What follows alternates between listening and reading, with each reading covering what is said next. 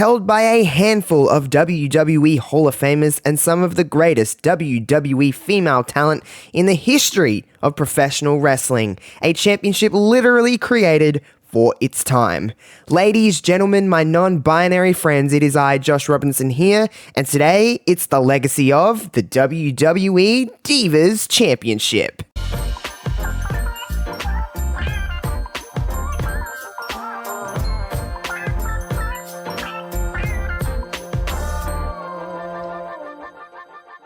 Throughout WWE history, there has generally been one primary WWE Women's Championship. Now we know in today's professional wrestling world, there's multiple women's championships for multiple different divisions within the actual women's divisions itself, all throughout professional wrestling. But in the late 90s and early 2000s, across most of the 2000s, there was one WWE Women's Championship. It was exclusive to Raw. We had many different Hall of Famers hold that championship, and it's really looked at as the mainstay and the title we grew up with. A lot of you listening to this right now know that the WWE Women's Championship was nostalgic. It was the number one WWE Women's Championship in the world. It was the only one. It was what every woman in the business aspired to be. However, in 2008, the Blue brand, SmackDown, will get its own version of the WWE Women's Championship, and it came in a shape of a butterfly. Many people are very critical of the way this looked. It represented the time that we're in. The WWE Divas Championship would be officially introduced in June 2008 with a very first match happening for the very first champion on July 20th, 2008 at the WWE event, the Great American Bash. We all know that Michelle McCool would defeat Natalya at the Great American Bash to become the WWE Divas Champion, the very first of its kind. Now, the WWE Divas Championship gets a lot of criticism for the way it looks, for the time that it represented in WWE. A lot of people look at that word diva and just think very negatively. They think of it as all about looks, it's all about eye candy, it's not really about professional wrestling.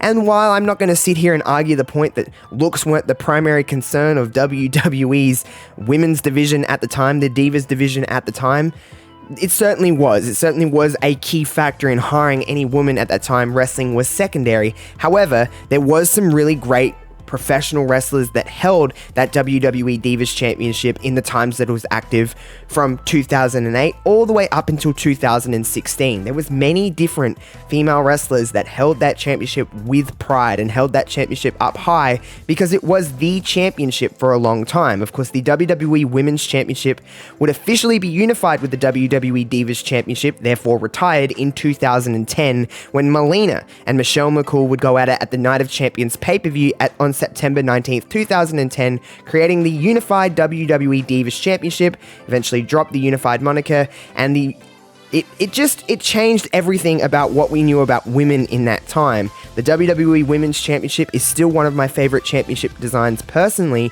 However, the WWE Divas Championship is never looked at as someone's primary favorite WWE Championship design. Now, I could sit here and go on and on about the design of the championship, but at the end of the day, a design is a design, and it did represent the time that we're in, where WWE was at with its Divas era and the Divas time. The Divas Championship really did represent that group of women, and it represented a time in WWE that was, like I said before, primarily about looks. Wrestling was secondary. However, like I said, there's been so many people that have held the WWE Divas Championship over the time. Now, I'm going to go through a little bit of a list of WWE Divas or female wrestlers, women's superstars, whatever you want to call them, female talent over the time that held the WWE Divas Championship. You listen to the amount of Hall of Famers, the amount of legends, and a lot of women who changed the business for the better. Let's take a little look.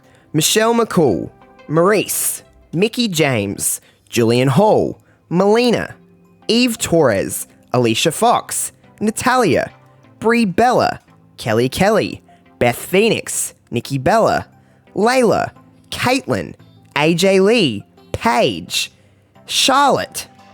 That is the list of the WWE Divas champions throughout the history in professional wrestling. Some of those women are now in the Hall of Fame. Some of those women are still actively wrestling in the WWE banner or in the world of professional wrestling. Some of those women are looked at as legends of the business that changed the landscape of WWE and where we're at. You look at the Bella twins. Nikki Bella, the longest reigning WWE Divas Champion ever, by the way. At 301 days, she held the WWE Divas Championship. Her sister Brie, of course, holding the Divas Championship as well in 2011. But Nikki Bella, I think, and a lot of people may not agree with me, may go to another woman that I'm about to mention in a minute, but I think is the greatest Divas Champion of all time. She had it was a really transitional time when Nikki was holding the championship. We were kind of looking at what NXT was doing and looking at the world of where we were kind of going with women. And it was the very beginning of the Divas Revolution, which then turned into the WWE Women's Evolution, is that we had women that were able to really wrestle within the division. The likes of Charlotte and Sasha Banks, Becky Lynch coming up, Paige working with them, AJ Lee, all of these people. It was really the transitional period to get from where we were with the Divas, that we're getting 2-minute matches and less focused on the actual wrestling, into where we are now, which is obviously very wrestling driven, and we actually have a criteria that's very different from 2008, 2009 and beyond and before even. So it was a very transitional time, yes, and Nikki Bella held it for 301 days over that transitional period, but towards the end of her reign was really when we were starting to get changes and we were starting to get the quote-unquote Divas Revolution. Nikki Bella was the one championing that title, and she was really holding it above her head high and proud, because she knew that there was change, and she knew that maybe her time on top was coming to an end. However, Nikki Bella was holding her own, and she only improved in the latter years, but in that reign itself, she did wonders for the WWE Divas Championship and added a lineage that we know now as the legacy of the WWE Divas Championship. Now, a lot of people will probably disagree with me on the Nikki Bella assessment. I think a lot of people will agree with me when we talk about AJ Lee. A lot of people associate the 295-day reign of the WWE Divas Championship for AJ Lee as kind of like the staple of the WWE Divas Championship, and actually ushering in a wrestling division from the eye candy that I mentioned before. AJ she stood out in the WWE Divas division because she looked different. She had a very different style to all of the quote-unquote Barbie dolls or the supermodels or whatever you want to call them of that time. AJ was a wrestler, and she could speak. She could actually have character development. She got to work with the likes of other people who I've talked about in her own legacy of. AJ was able to do stuff with the main stars of WWE, Raw and SmackDown at the time, so AJ actually had a character. I think that's a lot of the problem, is that we look at the time of the Divas Championship, and that's what the main thing I think what lacked was. Okay, they weren't getting a lot of time in the ring, but they were very one-dimensional in the sense of like, this is what your character is. You're pretty. And that's it. There was nothing else to them. AJ had a different layer to her, and she was such a contrast to all of the rest of the Divas division that it just made her stand out and stand brightly. And as the WWE Divas Champion, running through the cast of Total Divas and pretty much everyone on that roster for 295 days, she was the only WWE Divas Champion to ever defend that championship at WrestleMania. It was a fatal 14-way or something like that. First pinfall wins. It was just every single woman in the Vicky Guerrero Open Invitational at WrestleMania 30.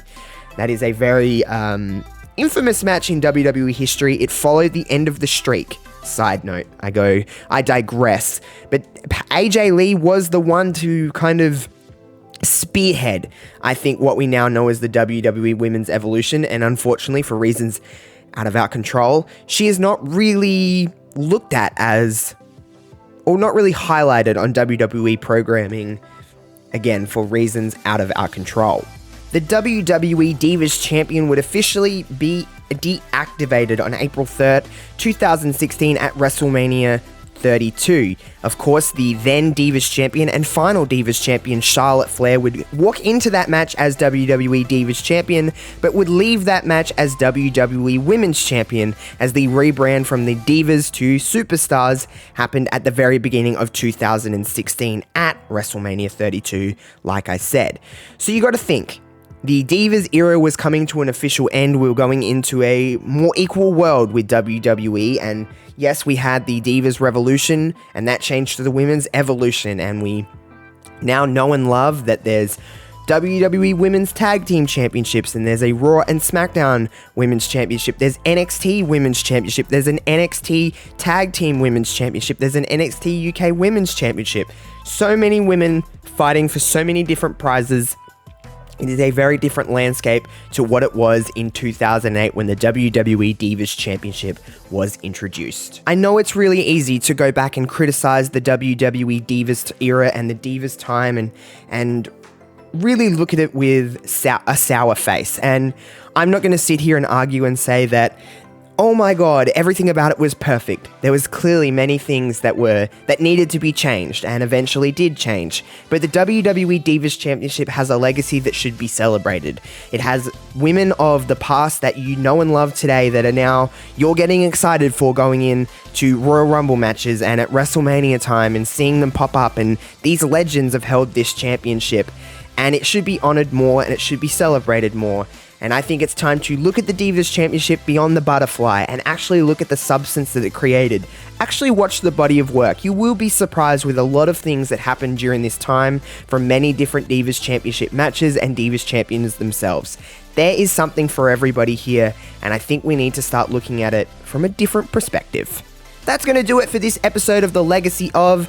Man, oh man, it's fun to be back in the swing of things with this series here on Love Wrestling. Of course, you can find all of my links and Love Wrestling links in the description box below, as well as editor Sam and the artwork designer Shaylee. They're all with all their Twitter and Instagram and all of that good stuff in the description box below. So make sure you go and give them a follow, show them some love, because they add to this series more and more every single time we do an episode here on The Legacy of. Let's talk about the Divas Championship in the comments below. Let me know what you think about the Divas Championship, who some of your favorite WWE Divas Champion was, and just your overall thoughts on everything I've talked about here on The Legacy of today. Next week on The Legacy of, we are talking a former Divas Champion and a former WWE Women's Champion.